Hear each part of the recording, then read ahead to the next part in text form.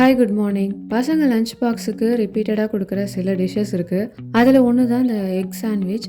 Egg sandwich எப்போதும் போல தான் பண்ணுவேன்.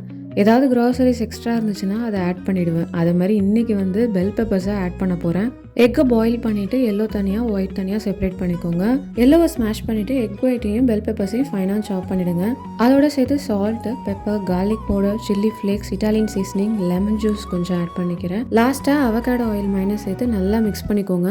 நான் இன்றைக்கி ஆல்டிலேருந்து இந்த சவர்டோ பிரெட் எடுத்திருக்கேன். அதில் ஒரு சைடு மட்டும் பட்டர் தடவி நான் டோஸ்ட் பண்ணிக்கிறேன். டோஸ்ட் பண்ண side egg bell pepper mixture வச்சு நல்லா அந்த மாதிரி க்ளோஸ் பண்ணி ரெண்டு பக்கமும் வந்து பட்டர் தடவி டோஸ்ட் பண்ணி எடுத்துக்கோங்க. மேலே கிறிஸ்பியாக உள்ள அந்த மிக்சரோட சாப்பிடும்போது ரொம்ப நல்லா இருந்துச்சு டேஸ்ட்டு. மார்னிங் பிரேக்ஃபாஸ்ட்டுக்கு தோசை, உள்ளே வச்சுருக்கிறது காலிஃப்ளவர் வால்நட் மிக்சர். இது வந்து நேத்தி பண்ண ரீல்ஸ் பார்த்தீங்கன்னா உங்களுக்கு இதோட ரெசிபி தெரியும்.